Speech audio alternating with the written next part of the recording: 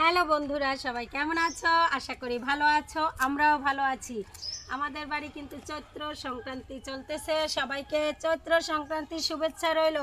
দেখো আমাদের বাড়ি আজকে কি কি আয়োজন, কোন কোন জেলায় কোন কোন অঞ্চলে এইরকম চৈত্র সংক্রান্তি করো অবশ্যই জানাবা। আমার শাশুড়ি, আমার যা, তারা কিন্তু চৈত্র সংক্রান্তি শুরু করে দিছে।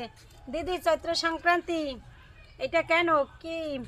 ওই ছোটবেলা থেকে আমরা দেখে আসছি আমাদের মা ঠাকুরমারা ক্যামেরার দিক তাকাইয়ে বলেন। সংক্রান্তিতে এই তিতা খাই আমরা।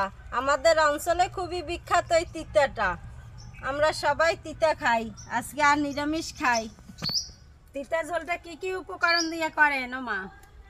ওই এলেঞ্চা শাক, তারপরে পিপল পাতা, তারপরে যে ওই থানকুনি পাতা, অনেক কিছু মিশাইয়া কলা সবকিছু মিশাইয়া। বন্ধুরা তোমরা তো দেখতেই পাইতেছো এইখানে সবকিছুর আয়োজন আছে। আসলে ছোটবেলা থেকেই সবাই এটা খেয়ে আসতেছে। তা আমার শাশুড়ি যা, এরাও সব সময় পালন করে, আমারও তো পালন করতে হবে। আমিও তো তাদেরই বউ, পালন তো করতেই হবে। যেহেতু শাশুড়ি আছে, শাশুড়ি মা এগুলো সব আমাদের জন্য গুছাইয়া গাছাইয়া আনছে। আমরা দুই যাই খাবো, এখন কাটাকুটি করতেছে। আমাদের অঞ্চলেতে এই খাবারটা খুবই বিখ্যাত। মানে চৈত্র সংক্রান্তি মানে তিতা ঝোল আছে, এইটা একদম সব বাড়িতে আছে। সব বাড়িতে এই তিতা ঝোল খাবে, নিরামিষ খাবে। তারপর বিশেষ করে সেদিন দেখলাম আমাদের বাংলাদেশের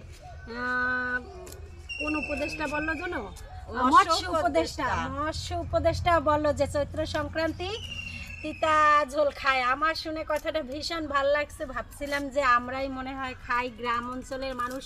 যখন একজন উপদেষ্টা বলল তখন ভাবলাম না না, এটা অনেক জায়গায় প্রচলিত আছে মনে হয়।